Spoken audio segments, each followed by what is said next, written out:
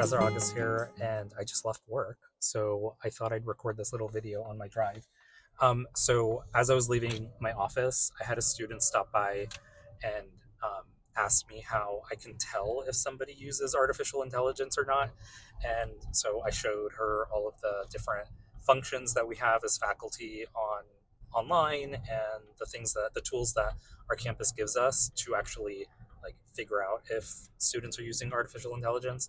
But that prompted a larger conversation, which I thought I'd share just to see if I could get some feedback from other faculty and students about why we think students are using AI, like whether it's ChatGPT or DeepSeek or whatever it's called in the future. I've had like the base explanation that often faculty give to each other is, oh yeah, our students are stupid. They're lazy. They don't know what they're doing. They don't respect the assignment, so they just like they'll copy paste it from the internet.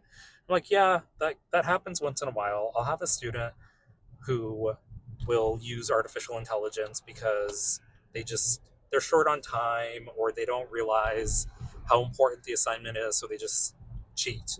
It's like fine, that happens once in a while. But in my case, I found that the there are two reasons that my students use artificial intelligence, and I want to know if that's the same experience that other faculty have had, or really if I'm even reading my students correctly. So I had I have a lot of students who will get caught for using artificial intelligence, but they don't actually know that they're using AI. So they'll come to my office, like I'll catch them using it on an assignment and I'll like give them a grade of 0 and call them to my office.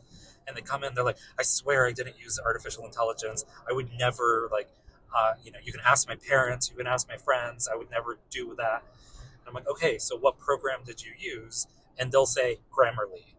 I'm like, dude, like go to Grammarly's homepage and it says artificial intelligence help with writing. Um, so that happens way more often than we think, where our students are using these technologies and not realizing, like, actually, it's not just a word processor anymore. It's actually producing the work for you. And so once they understand that, they feel bad and they don't do it again. But um, that's one reason. The second reason, which I think is even more prominent among my students, is um, they a lot of my students don't have confidence in production, like producing their own work.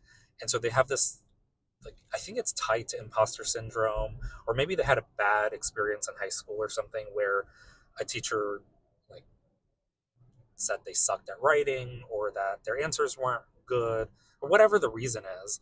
I see it a lot with my students, especially like first semester students in college, where there's an intellectual insecurity.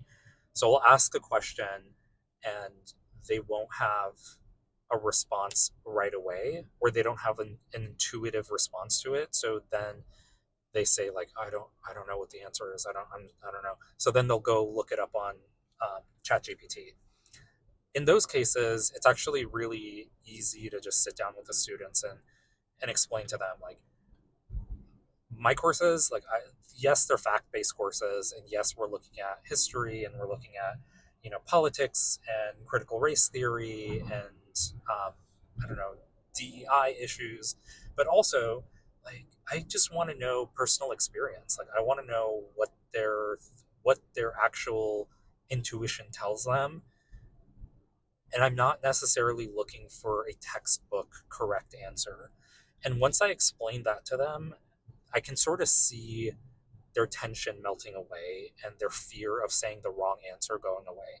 Because I work in the social sciences. The social sciences, yes, there is a science to it, but I don't need my students to act as if they're, tenured faculty members at R1 institutions like Harvard or University of Chicago or Berkeley. I just need to know that they know how to critically think.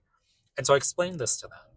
And when I tell them that I'm really just interested in them learning how to think critically and knowing how to interrogate a question or pose a question, they seem to relax a little bit more. And I've had much more success with those students not using artificial intelligence again in my courses. And so I don't know. I think that there are many more reasons than just like, oh, our students are like stupid. They're not. It's just sometimes they don't know that they're doing it because technology is so rampant in our society and it's so built into our telephone systems and our computer systems. Um, and then, oh my God, this truck, God, don't crash. Uh, so there's like those sorts of stuff. Tend to give my students the benefit of the doubt. I don't think most of them are trying to game the system, but you know what? Yeah, no, it happens. I'm not naive. I was a student not too long ago, so of course we know how to game the system ourselves. Um, but from like the student perspective, I don't know that students realize that faculty also know how gaming the system works because like we all have access to the same technologies, and also our campus pays for um, different technologies for us to be able to vet whether or not student work is actually student work. And so I give all those explanations to my kids so they know like, hey, if I go on ChatGPT and I submit something on our course website, it's gonna flag it. Like I'll be able to tell. And so sometimes um, sometimes I'll know that they've done it and I won't flag it until I get a second assignment or a third assignment just to verify, and then I'll call them in and be like, hey, a series of your work has been flagged. And when that happens, then you know that's a whole different story because it's a perpetual thing that the student is doing. um, and it's harder for them to kind of like weasel their way out of it by saying like, oh, I didn't know what I was doing. It's like, no, it's a thing that you constantly do. um, so you gotta like be better. And what is it Melania Trump used to say, be best. I don't know if she's doing that this time around in the Trump administration, but like, yeah, be best, be better than you were before. um, Sidetracked. Anyways, so I'm curious to see what other faculty and students have to say about this. So yes, the three reasons, I think the most common one is just like time pressure and students aren't taking work seriously. And yes, some of them might be lazy and they'll cheat. But I think the two more common reasons that we don't talk about enough is like intellectual insecurity, and also students using artificial intelligence without realizing that they're actually using AI. So if you have thoughts, let me know. Otherwise, I am going to sit in traffic for a long time now before I actually get home. And I'm stuck behind a Tesla. Great. Okay, bye. All right, guys, thanks so much for watching. Don't forget to like and subscribe below. Catch you in the next video.